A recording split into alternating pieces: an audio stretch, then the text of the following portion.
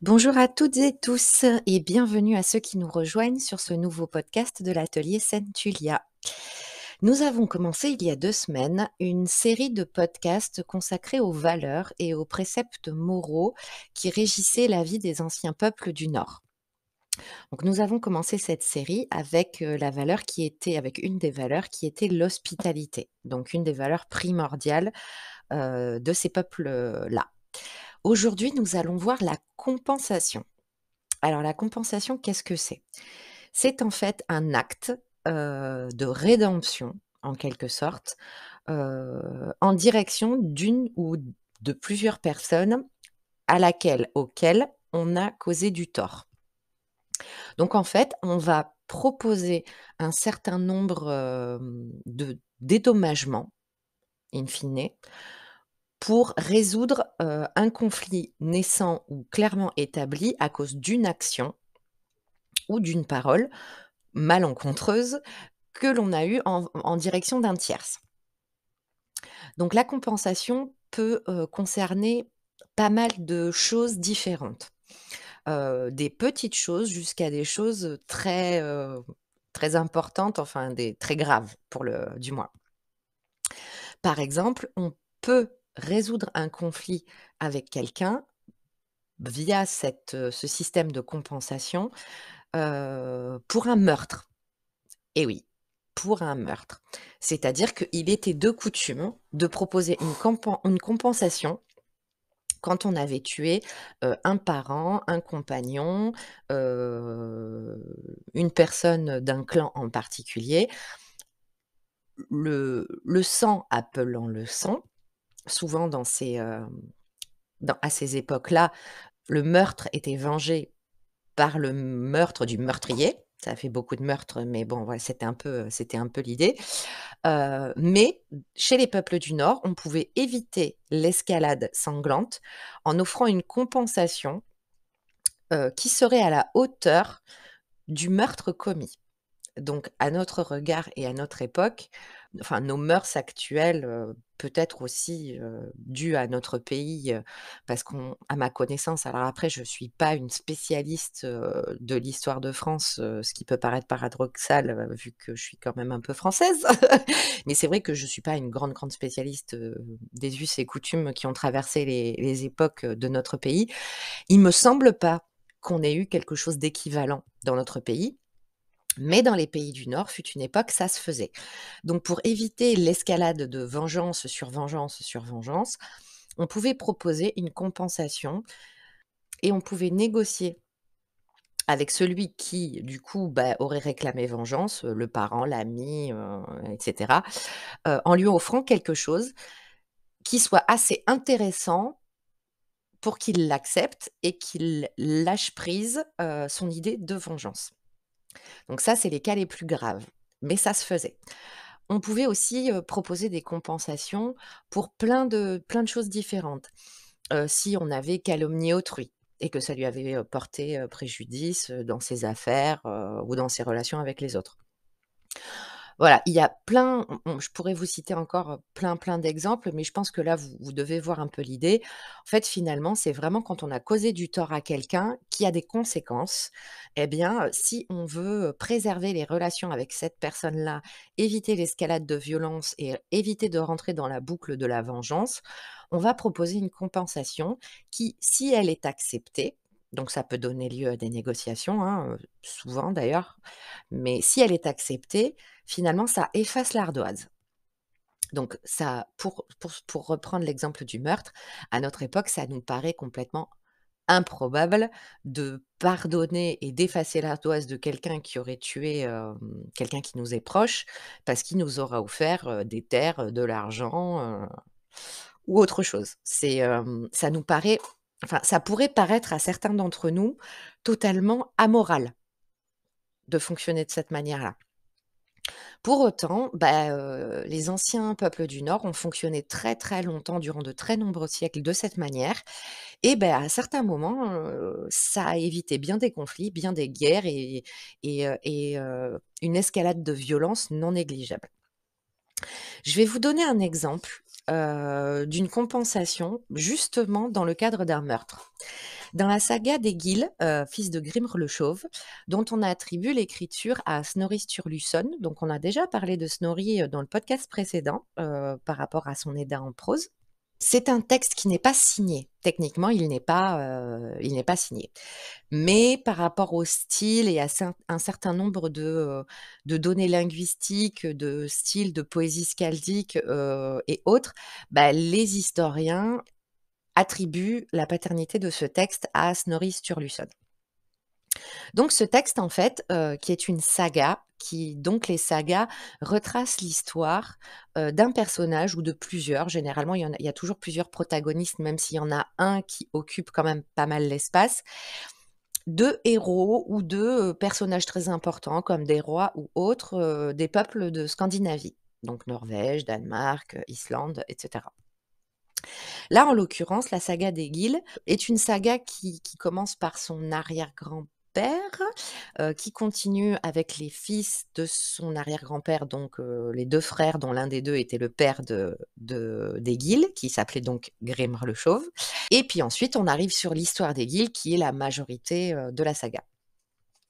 Et donc, bah, dans la famille d'Egil, on a souvent des problèmes avec les rois de Norvège. Alors ça, c'est le sport national de la famille. On se brouille avec les rois de Norvège, du père en fils, pour tout et pour rien. Et donc Egil n'a pas fait exception à la règle et il a eu bien des problèmes, avec les rois de Norvège. Donc là, en l'occurrence, on parle du roi Eirik, qui était le fils de Harald. Donc Eirik qui venait de monter sur le trône, Harald ayant eu des problèmes, avec le frère du père d'Egil, donc là, bah, du coup, c'est Egil qui a eu des problèmes avec le roi Eirik. Pour vous la faire courte et résumée, à un moment, Egil se trouve, chez un chez a été accueilli chez un homme qui s'appelle Bardr, qui l'a accueilli quand même avec, enfin, de mauvaise grâce.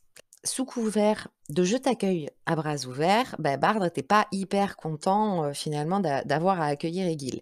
Mais là, on en revient, bah, du coup, au podcast, d'il y a 2 semaines, vers lequel je renvoie ceux qui ne l'auraient pas écouté, parce que c'est vraiment une notion importante à saisir chez les anciens peuples du Nord, qui est l'hospitalité. L'hospitalité, la sacro-sainte hospitalité. Donc Bardr, clairement, n'avait pas du tout ni envie d'accueillir Egil et encore moins de le nourrir et encore moins, de le faire boire.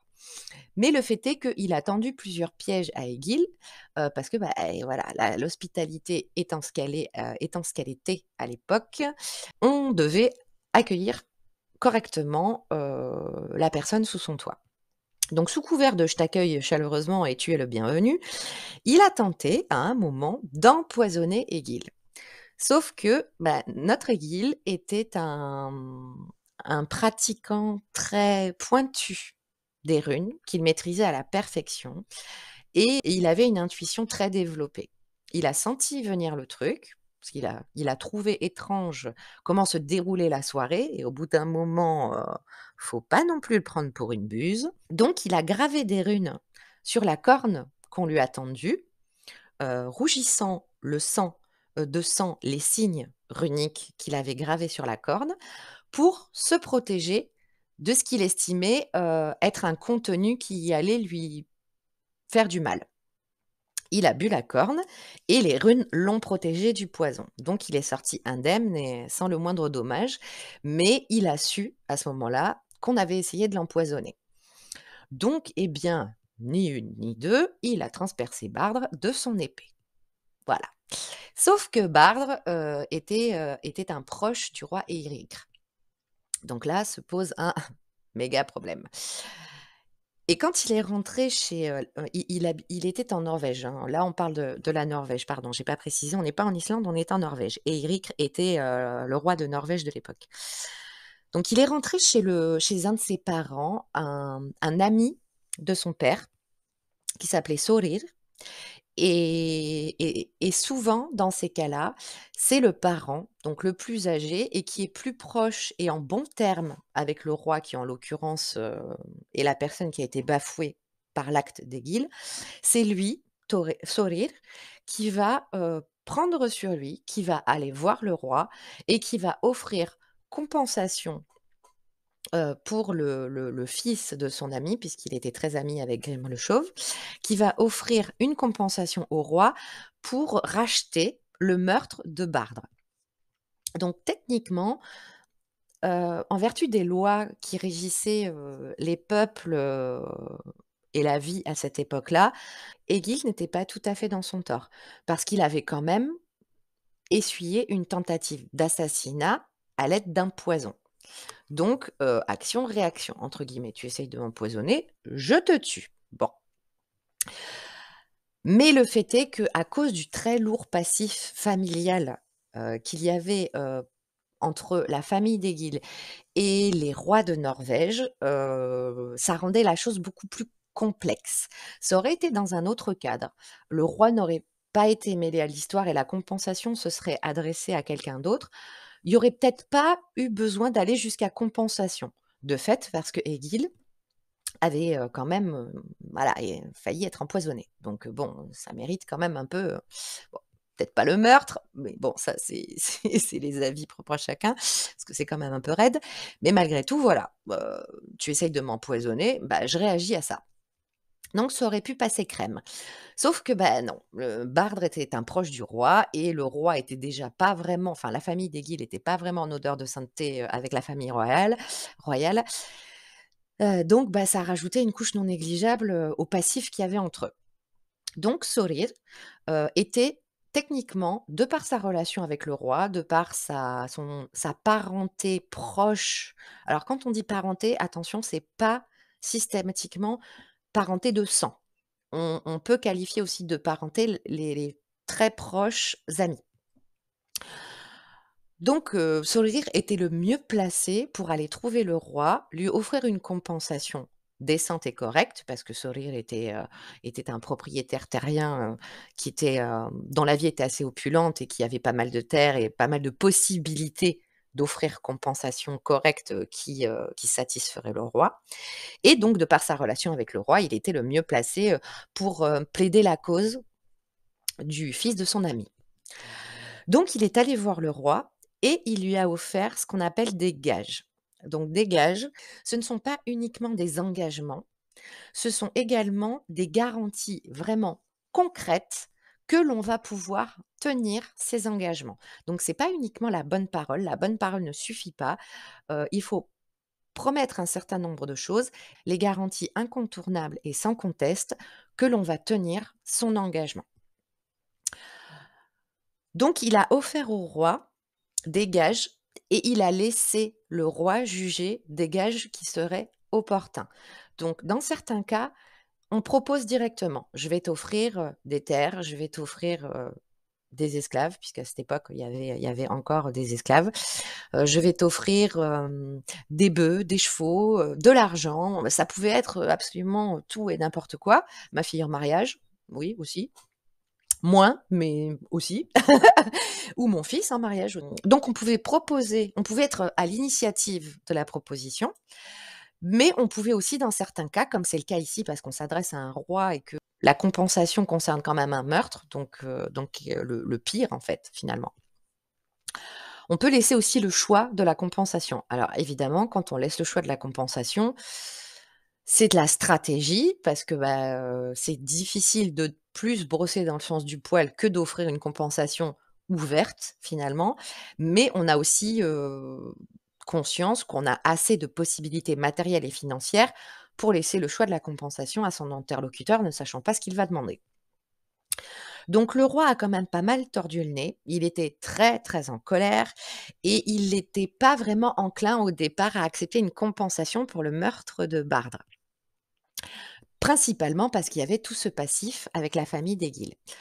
Mais finalement, il s'est laissé convaincre et il a avancé le fait que c'était uniquement à cause de l'amitié qui le liait à Sorid que, il acceptait de cette compensation et qu'il acceptait de, bah, du coup, remettre les compteurs à zéro avec Aigil.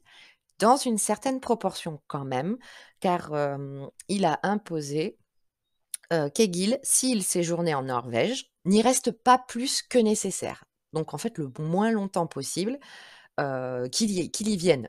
le moins souvent possible et que quand ils y viennent, qu'il y reste le moins longtemps possible. Et donc il a accepté de l'argent.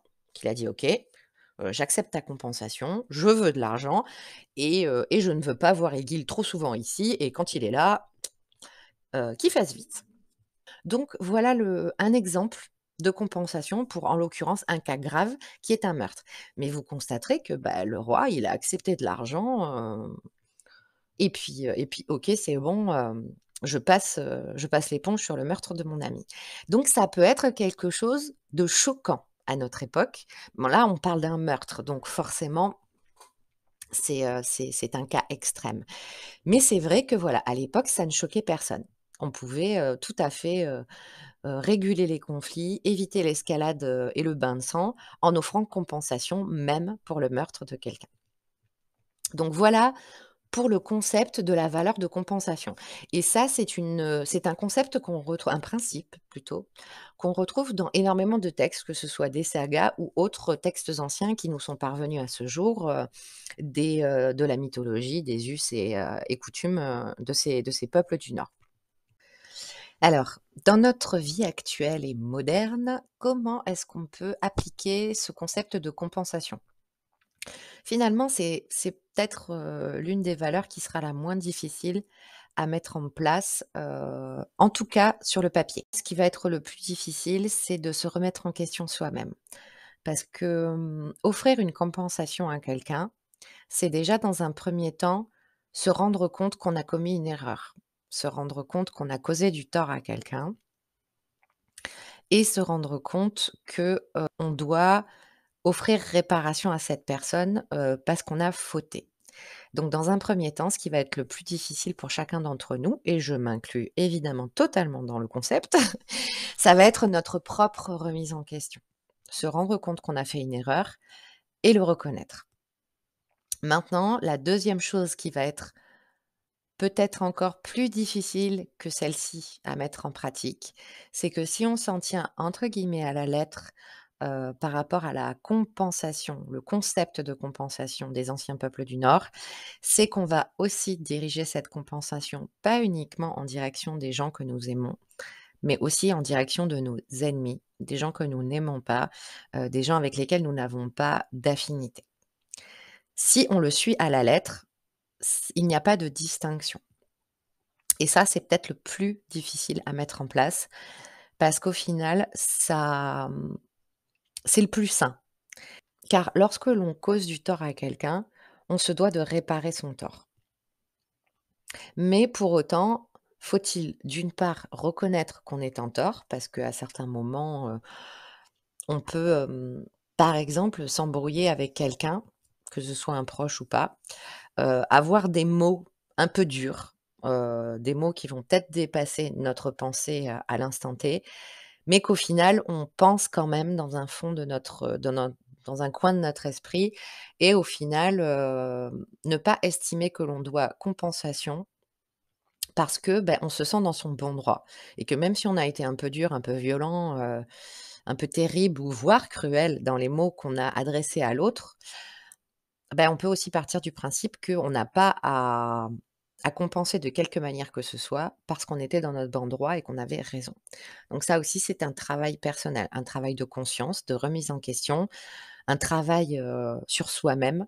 Est-ce que, en me regardant dans la glace, en enlevant ma culpabilité, en essayant de faire taire mon ego, mon orgueil, voire ma vanité, est-ce que j'étais vraiment dans mon bon droit? Est-ce que, ce que j'ai dit, non pas c'est ce que je pense, mais est-ce que c'est la vérité? Est-ce que c'est la réalité? Parce qu'il y a parfois tout un monde entre ce qu'on pense et ce qu'on estime être et la réalité. Donc ça, c'est un travail déjà personnel, que chacun devra entreprendre, quelle que soit la personne qui est concernée, que ce soit donc un proche, la famille, quelqu'un d'inconnu, ou quelqu'un qu'on peut clairement pas voir en peinture. Maintenant, c'est sûr que, offrir une compensation à quelqu'un qu'on déteste, ça va être compliqué.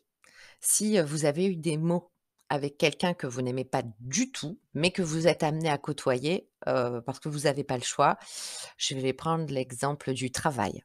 ce qui peut être la situation la plus, souvent rencontrée pour ce genre de cas. Parce que dans notre vie de tous les jours, techniquement, on n'est pas du tout obligé à aucun moment de côtoyer quelqu'un qu'on n'aime pas du tout, voire que l'on déteste profondément. Il n'y a que dans 2 cadres, au final, où l'on est parfois obligé de côtoyer ce genre de personnes-là, c'est au travail et dans la famille. Encore que dans la famille, à certains moments, on peut les éviter. Mais selon le cadre familial, bah, des fois, vous êtes obligé de vous coltiner des déjeuners ou des dîners en famille ou des rassemblements familiaux où vous allez être amené à côtoyer des personnes plus ou moins proches de votre famille, cousins éloignés, tantes, grand-père, père, mère, voilà, avec qui vous ne vous entendez pas du tout et avec qui la relation est extrêmement compliquée. Donc, il y a finalement que, à mon sens, dans ces 2 cadres-là, où vous allez être amené à rencontrer des gens, enfin, avoir des relations avec des gens que vous n'aimez pas. Heu, donc là, ça va être un travail sur vous pour vraiment, ouais, regardez-vous dans le miroir et essayez d'être objectif, sans parti pris de l'affect, sans parti pris de votre caractère, de si vous êtes passionné ou que vous avez des tendances à être un peu colérique, à vous enflammer ou n'importe quel autre du genre. Regardez-vous dans le miroir et dites-vous: «Bon OK, là il s'est passé ça, il a réagi ou elle a réagi de cette manière, moi j'ai réagi de celle-là, je lui ai dit telle et telle chose. Est-ce que j'étais dans mon bon droit?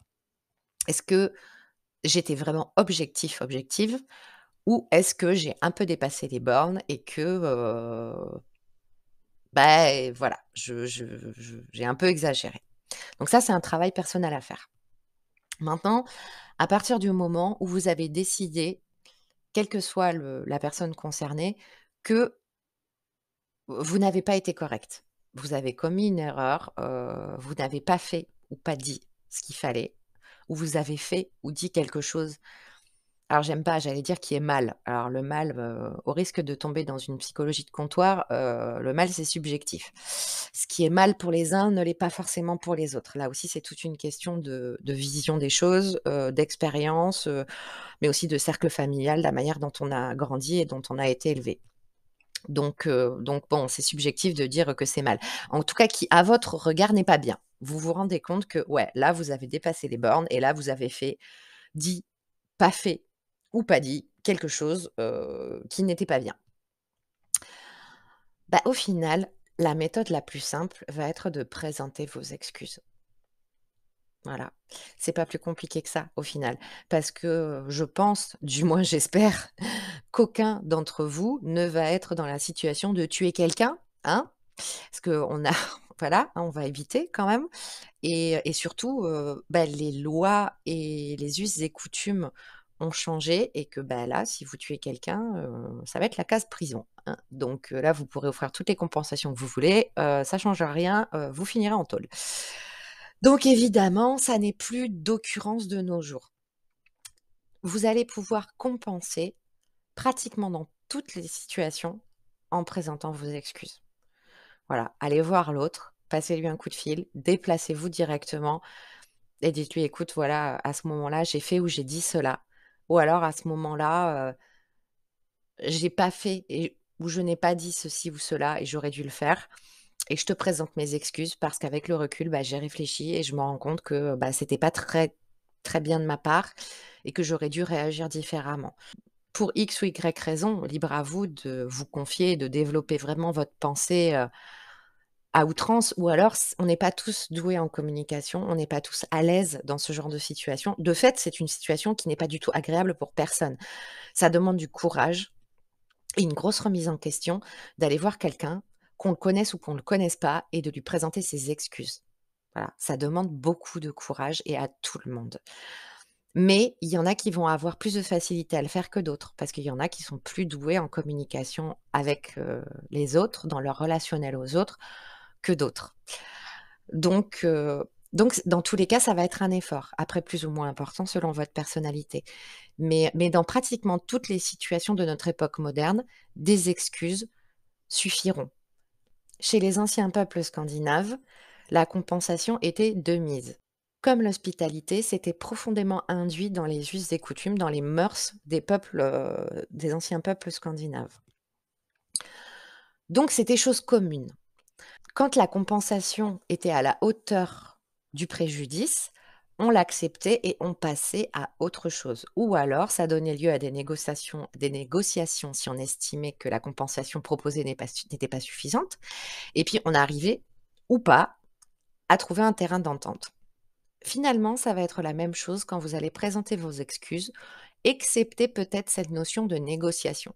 Parce que comme ce n'est plus du tout une valeur, induite de manière vraiment intrinsèque, dans notre vision des choses et dans nos mœurs, vous allez avoir du mal à négocier avec la personne en lui disant: «Bon, tu acceptes pas vraiment mes excuses.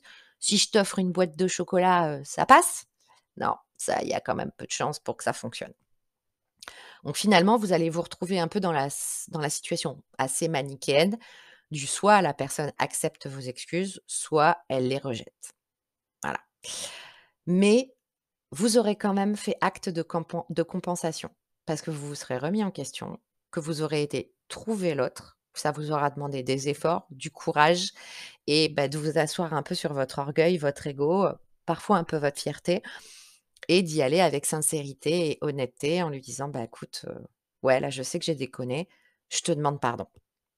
Maintenant, vous n'êtes pas responsable de si la personne accepte vos excuses ou pas.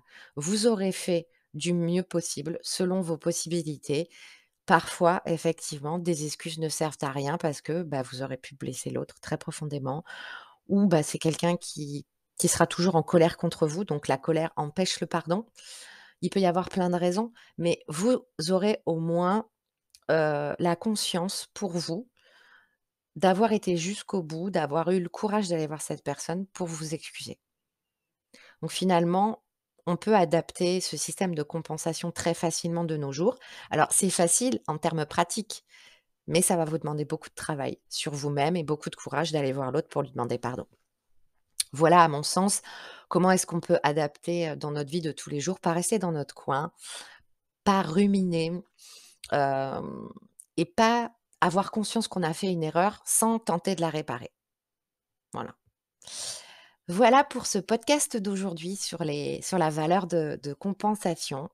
La semaine prochaine, on va se retrouver pour le dernier livre que je recommande aux néophytes qui souhaitent s'initier à la mythologie, des anciens peuples du Nord et puis en suivant, on continuera cette série de podcasts, avec peut-être un petit crochet sur les runes. J'y réfléchis. J'ai très envie de vous faire un podcast là-dessus parce que je vais vous en faire plusieurs. Donc je pense qu'après ce quatrième livre, pour clôturer cette série, on fera peut-être un petit crochet sur les runes avant de repartir sur les valeurs. Voilà, voilà pour aujourd'hui. Je vous remercie beaucoup d'avoir suivi ce podcast. Je vous souhaite une belle journée ou une belle soirée et puis, je vous dis à très bientôt. Portez-vous bien et prenez bien soin de vous.